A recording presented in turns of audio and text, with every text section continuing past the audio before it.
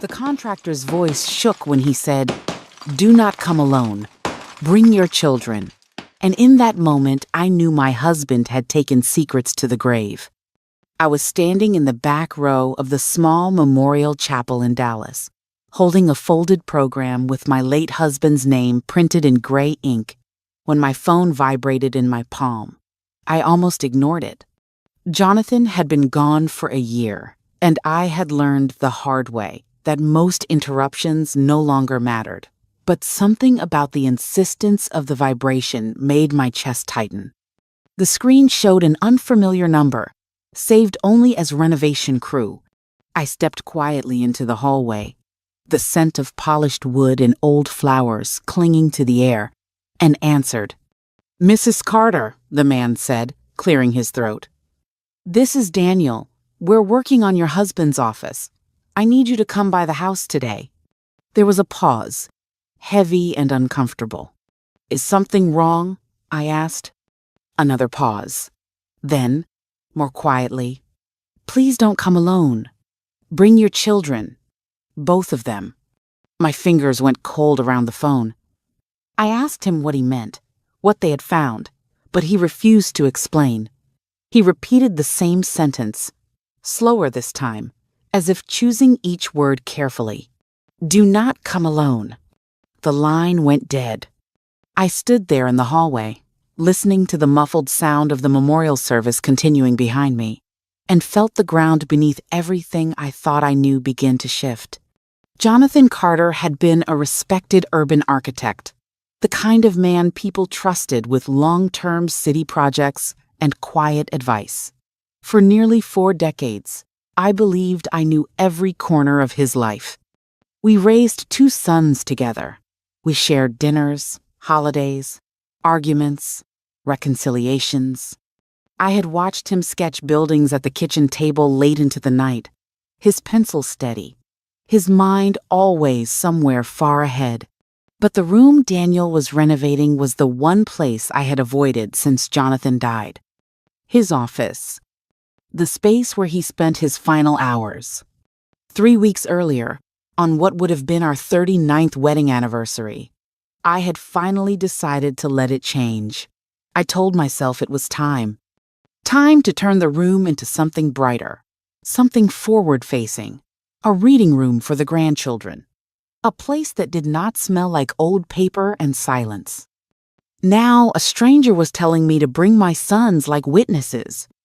I called Ryan first, my oldest, practical, always in control. Then Lucas, gentler, more observant. Neither of them liked being summoned, but neither of them argued when they heard the strain in my voice. I drove home through familiar Dallas streets that suddenly felt foreign, my thoughts circling one impossible question. What could my husband have built that still needed guarding after his death? By the time I turned onto our street, both of my sons' cars were already parked in the driveway. They were standing side by side near the front door, waiting. And I knew, before I even stepped out of the car, that whatever waited inside that house was about to change all of our lives. The house felt wrong the moment I stepped inside. Not haunted, not sad, just disturbed, like a place that had been opened without permission. Daniel met us in the entryway, his hard hat tucked under his arm, his face pale beneath the layer of dust clinging to his shirt. He avoided my eyes at first, nodding briefly to Ryan and Lucas before gesturing down the hallway. "Thank you for coming so quickly," he said. "I would not have called if it was not serious." Ryan crossed his arms. "What exactly did you find?" Daniel swallowed. "It is better if I show you." We followed him past the kitchen, past the familiar photographs lining the walls, Jonathan holding the boys on his shoulders, Jonathan and me at the Riverwalk downtown, Jonathan smiling in ways that suddenly felt rehearsed. His office door stood open. The room barely resembled the space I remembered. The carpet had been stripped down to bare concrete. The wallpaper was gone, exposing uneven drywall. Boxes of books lined the hallway, carefully labeled and sealed. But it was the far wall that stopped me cold. The wall behind Jonathan's old bookcase was gone entirely. In its place was an opening. Not a hole, not damage. A doorway. Daniel flicked on a work light and stepped aside. What you are seeing was hidden behind a false wall. We only noticed it when we checked the studs for the electrical update. There was a seam that should not have been there. Lucas stepped closer, his voice low. You are saying my dad built this? Daniel nodded. Years ago. Professional work. Whoever did it knew exactly what they were doing. I felt Ryan tense beside me as we moved into the space. The hidden room was small but precise. Shelving ran from floor to ceiling along every wall. Each shelf was filled with folders, hundreds of them, neatly arranged. Labeled by name and date in handwriting I recognized instantly. Jonathan's. My breath caught.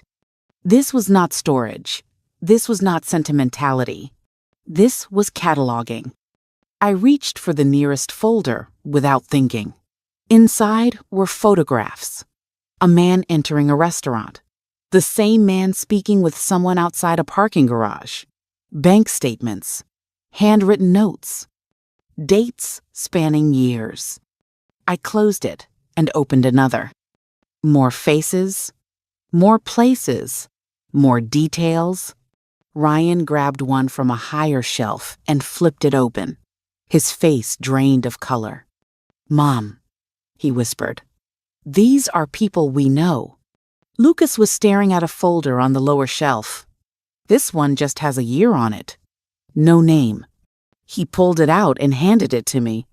1996. My hands shook as I opened it. Inside were photographs of a younger Jonathan standing with a woman I had never seen before. Hotel receipts, airline tickets, handwritten notes describing meetings and conversations. Not romantic, observational. At the bottom of the folder was a single sentence written in my husband's careful script. Subject aware. Risk elevated. I staggered back as if the room had tilted. This was not an affair. This was surveillance. Daniel cleared his throat. There is more. He gestured to the far corner.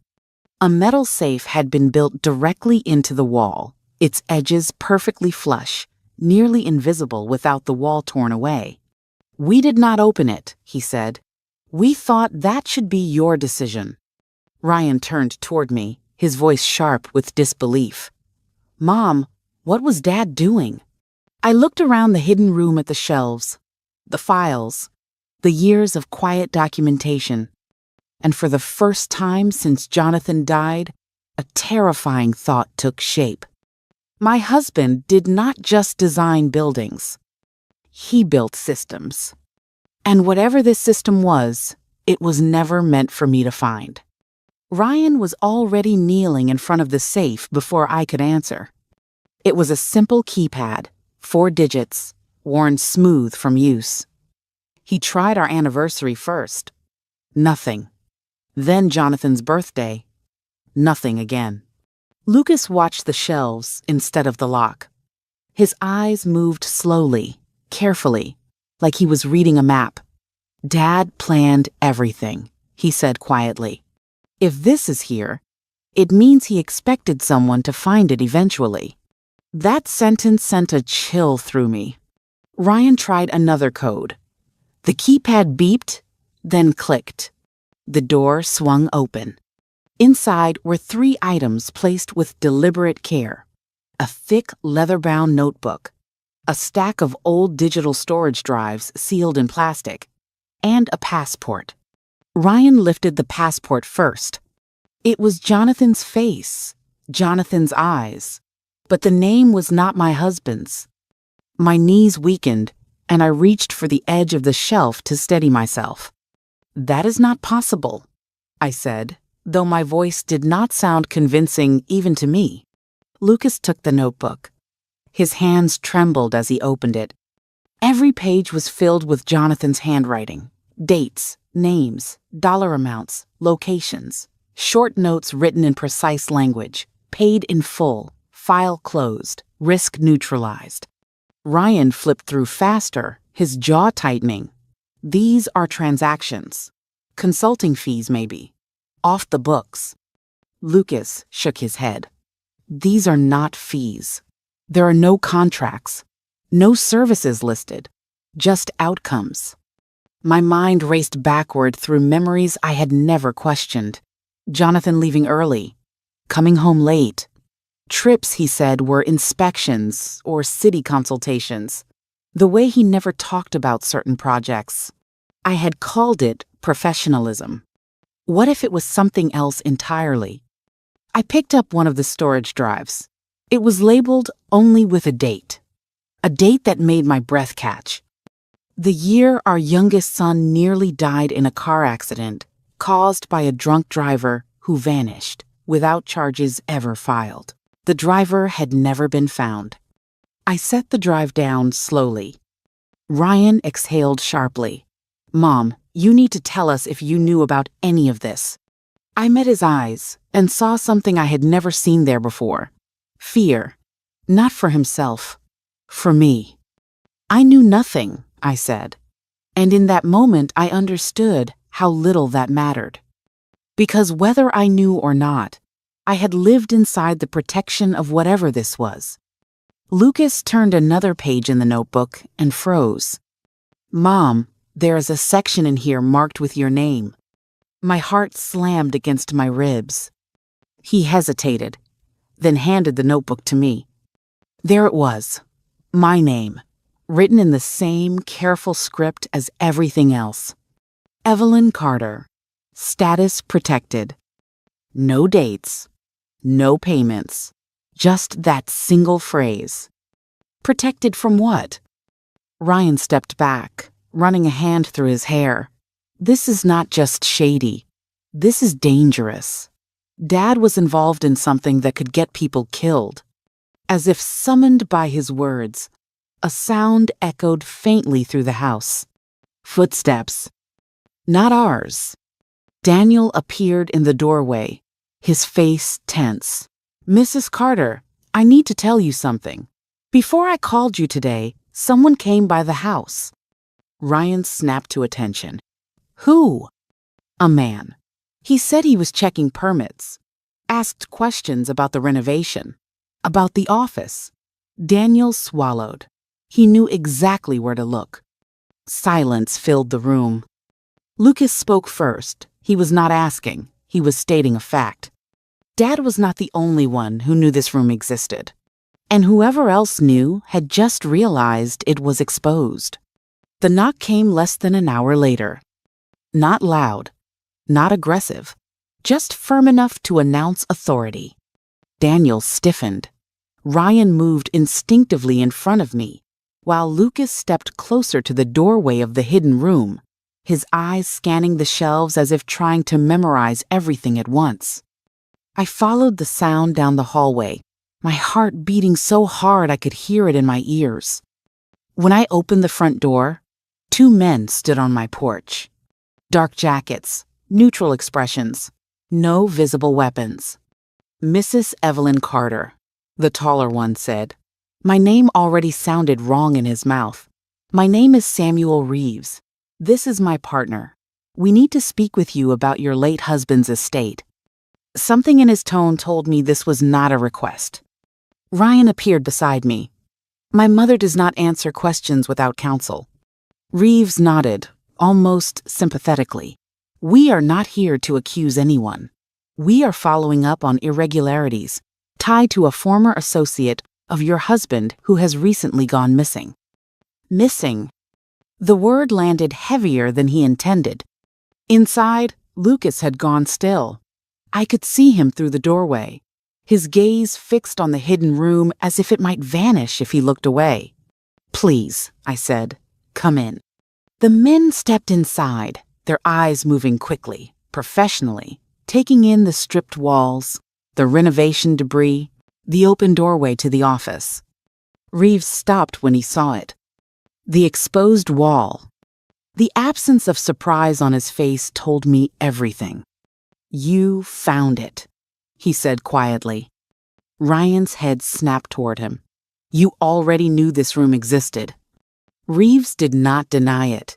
Your husband was part of an ongoing federal inquiry, Mrs. Carter. He was not a suspect. He was a source. The word hung in the air. A source of what? Lucas asked from behind us. Information, Reeves replied. About people who did not want their pasts revisited. I felt the room sway slightly. My husband had not been hiding from the government. He had been working with it. Or around it. Or against it. Reeves continued. 3 days ago, a man named Oliver Kemp disappeared. He handled private asset transfers connected to several individuals whose names appear in your husband's files. The last confirmed location ping from his phone was less than 2 miles from this house. Ryan's voice was low and controlled. And you think my father had something to do with it. We think your husband knew what Kemp was afraid of, Reeves said. And now that Jonathan Carter is gone, other people are trying to retrieve what he left behind. As if to underline his words, my phone vibrated in my pocket. Unknown number. I did not want to open it. But I did. Stop digging. Some rooms should stay closed.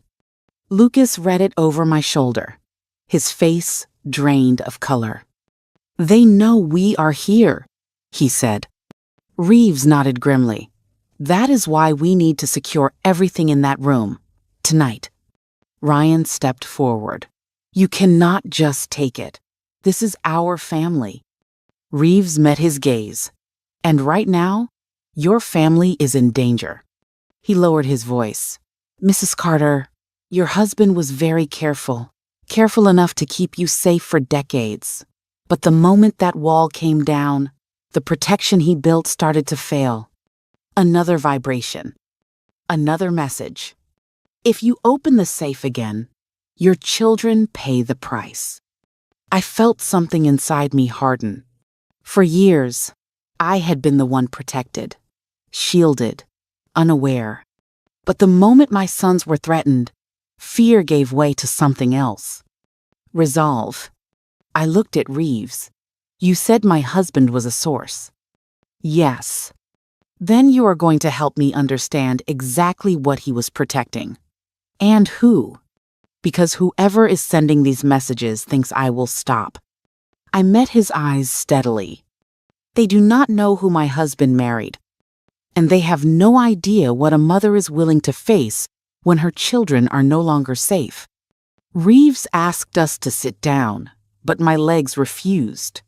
I stood in the center of the ruined office, surrounded by the bones of my husband's secret life, while my phone felt heavier in my pocket with every unanswered question. Ryan hovered near the doorway, jaw tight. Lucas had not taken his eyes off the shelves once.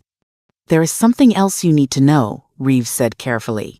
Something Jonathan insisted remained sealed unless a specific condition was met. I looked at him. And what condition is that? If the room was found, he said. If the wall ever came down. Lucas turned sharply. He knew this would happen. Reeves nodded once.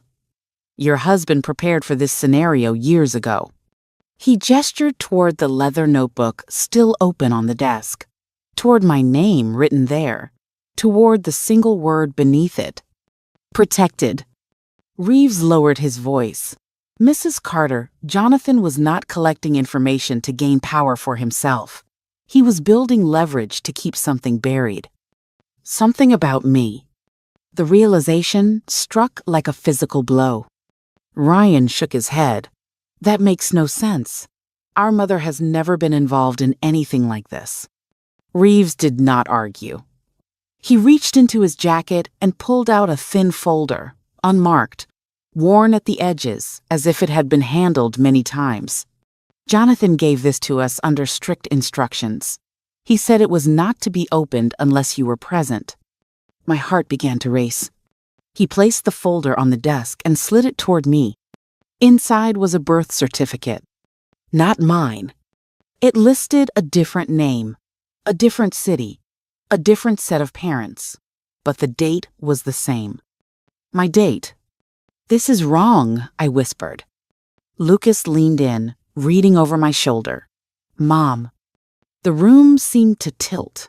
Memories surged forward, uninvited. Fragments I had dismissed my entire life. A house I could never quite picture clearly. A woman's voice calling a name that did not sound like Evelyn. The smell of smoke that sometimes visited my dreams for no reason at all. Reeves spoke softly. "You were not born Evelyn Carter. You were adopted after a residential fire when you were 6 years old. Both adults in the home died. You were the only survivor." Ryan stared at him in disbelief. "You are saying our mother is a witness to a crime?" "Yes," Reeves said, "and the crime was never solved." I backed away from the desk, my breath shallow. "No. My parents died when I was in college. I buried them." "You buried the people who raised you," Reeves corrected. "The people who saved you by giving you a new name." Lucas's voice broke. "Dad knew. Jonathan discovered the discrepancy while doing background work early in your marriage." Reeves hesitated. "He did not tell you because the people connected to that fire were still alive.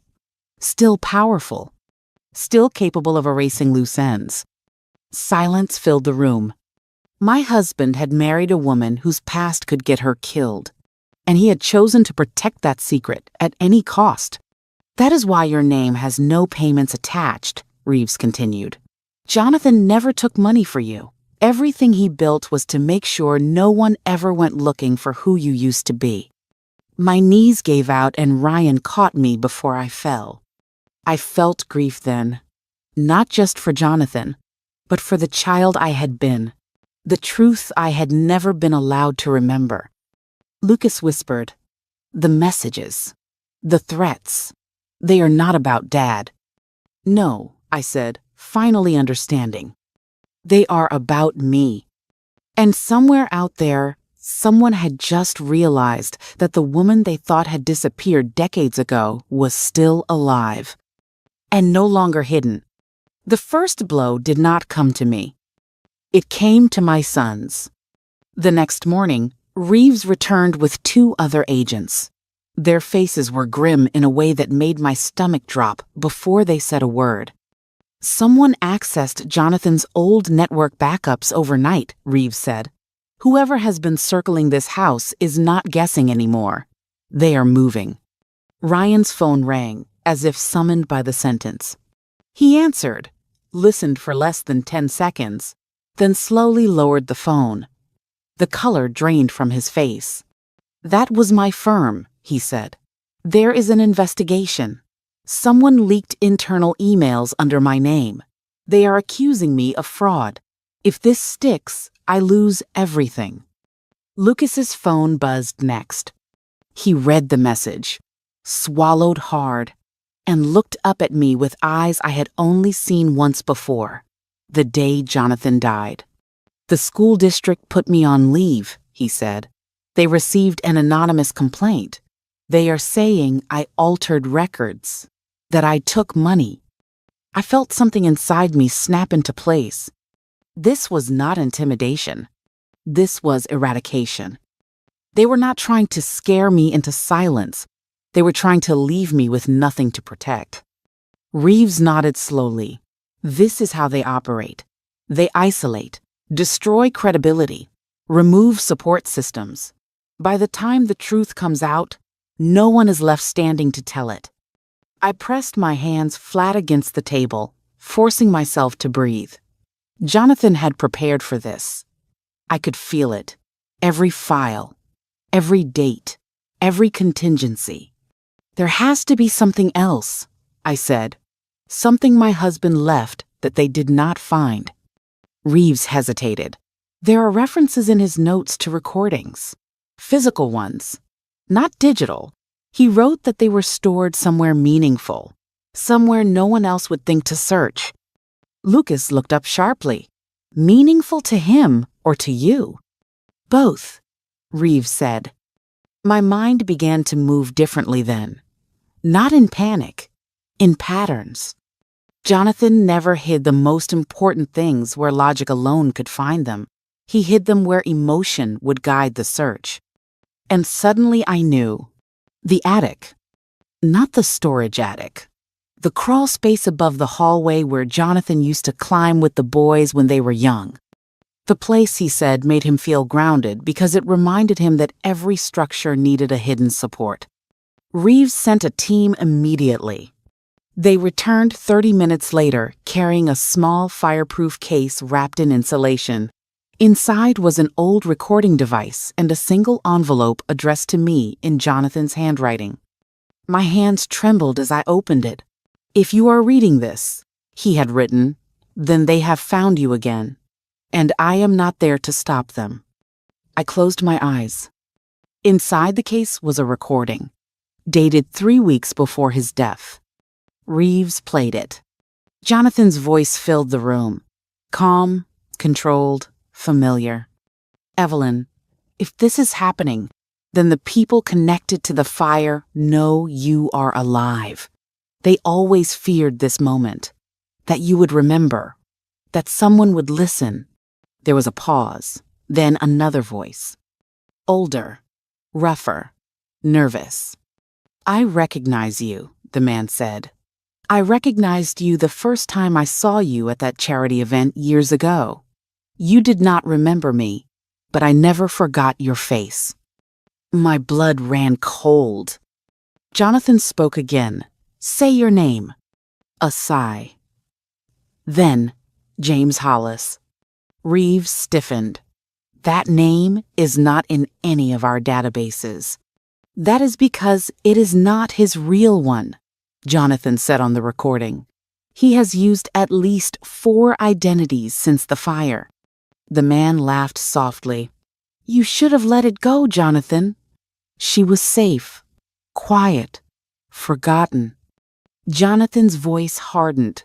"You do not get to decide when a witness stops existing." The recording ended abruptly. Silence swallowed the room. Lucas whispered, "He is still alive." "Yes," Reeves said. "And now he knows that you know." Outside, a car engine idled too long at the curb. I stood up slowly. Jonathan had spent his life building walls.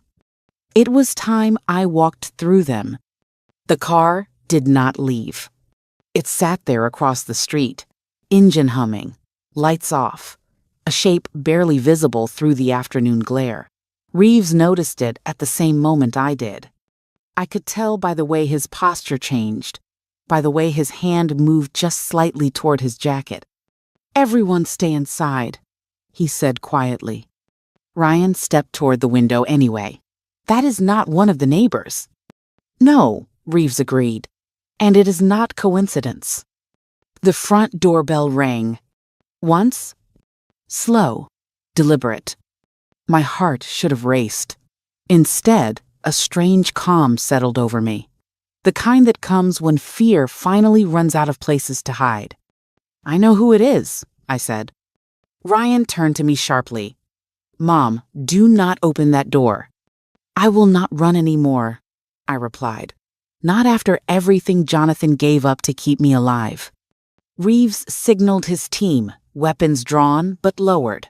He moved to the side of the doorway. "Mrs. Carter, if you are wrong, I am not." I opened the door. The man on my porch was in his late 60s, well-dressed, careful in the way men are when they have learned how to disappear in plain sight. His hair was neatly trimmed, his smile practiced, the face of someone who had spent a lifetime pretending to be harmless. "Evelyn Carter," he said pleasantly. "Or should I say the name you were born with?" Ryan surged forward, but Reeves blocked him. "You should not be here," the man continued, his eyes never leaving mine. "This did not have to end like this. Your husband made it messy. You set a house on fire," I said. "You killed 2 people and tried to erase a child." His smile flickered, just for a second. "I was a boy following orders," he said. "Powerful men do not like loose ends." "And for 40 years," I said, "you watched me, You waited. He shrugged lightly. You lived well. You were happy. That should have been enough. Jonathan disagreed, I replied. The man's expression hardened. Jonathan should have minded his buildings and left ghosts alone. Reeves raised his weapon. James Hollis, you are under arrest. The man laughed, soft and incredulous. You still think that is my name? In one swift motion, he reached inside his jacket. Time fractured. I moved without thinking. The letter opener Jonathan had given me years ago for my desk lay in my hand, cold and solid. I stepped forward as the man lunged, driving it into his forearm with every ounce of strength I had. He screamed, staggering back. Reeves tackled him to the ground as agents poured onto the porch, weapons trained, commands shouted. The man fought with the desperation of someone who had never been caught before, but age and arrogance had finally betrayed him. He was handcuffed within seconds. As they dragged him up, he looked at me with something like disbelief. You were supposed to stay quiet, he hissed. Stay grateful. I met his gaze, steady and unflinching. You underestimated me, I said, and you underestimated my husband. The man was pulled away, his carefully constructed life collapsing in the open daylight. Ryan rushed to my side, his hands gripping my shoulders. Mom, are you hurt? I shook my head. No, but it is not over yet. Reeves nodded grimly. He will talk. Men like him always do once the mask is gone. As the car pulled away, sirens fading into the distance, I felt the weight of 40 years lift just slightly from my chest. The hunter had finally stepped into the light. And he had chosen the wrong woman to face him. The house was silent after they took him away. Not the hollow silence of fear, but the kind that settles after a storm has passed and the ground is still wet beneath your feet. Reeves stayed with us through the night, while agents processed the evidence Jonathan had hidden so carefully. The files, the recording, the envelope meant only for me. Piece by piece, the truth was no longer something that lived only in shadows. James Hollis was not his real name. It never had been. By morning, they had uncovered 2 more identities, a trail of quiet relocations, and a pattern of lives destroyed wherever he had settled. The fire from my childhood was not his last crime. It was his first lesson in how easily the world could be convinced to look away. Jonathan had seen that pattern long before anyone else did. When Reeves returned the next afternoon, his expression was different. Lighter. We have a full confession, he said, and corroboration. He named the people Jonathan had documented, the ones who had helped cover the fire, the ones who paid to keep the truth buried. Several arrests will follow. Ryan and Lucas sat on either side of me. For the first time in days, neither of them looked like they were bracing for impact. Your husband was not a criminal in the way this man was, Reeves continued. He broke laws, he crossed lines, but everything he did was built around one goal, keeping you alive. I closed my eyes. Jonathan had loved me imperfectly, fiercely, and in a way that cost him everything. After the agents left, I walked back into the room that had started it all. The hidden room was being sealed permanently. The shelves were empty now, the files boxed and gone, the safe removed. The wall ready to be closed as if it had never existed. I stood there alone and understood something Jonathan never had the chance to learn. Protection built on fear always demands a higher price. That night, I made my final choice. With full cooperation from investigators, I handed over everything tied to real crimes: fraud, violence, murder. Anyone who had truly harmed others would face justice. But the rest, the secrets that served no purpose beyond control and silence, I destroyed. I watched them burn until nothing remained but ash. I would not become the keeper of fear. The renovation was finished weeks later. Jonathan's office became what I had first imagined. A quiet library filled with light. A place for my grandchildren to read. A place where no one whispered and no walls hid anything. I was 62 years old when I learned the truth about my past, about my marriage, about the man I loved and the danger he carried for me.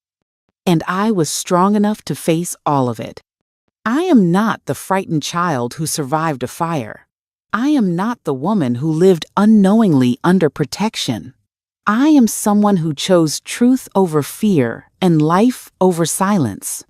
Before this story ends, here are the 5 lessons it left me with. First, not every secret is kept for selfish reasons, but every secret has a cost. Second, being underestimated is not a weakness. It is often your greatest advantage. Third, truth does not always protect you immediately, but it always gives you power. Fourth, you can honor love without excusing the harm done in its name. Fifth, courage is not loud. Sometimes it is quiet, steady, and patient enough to wait for the right moment. If you were in my place, what would you have done? What lesson did you take from this story? Tell me in the comments and let me know which city you are watching from. If this story moved you, like the video, share it with someone who believes strength has no age, and comment below.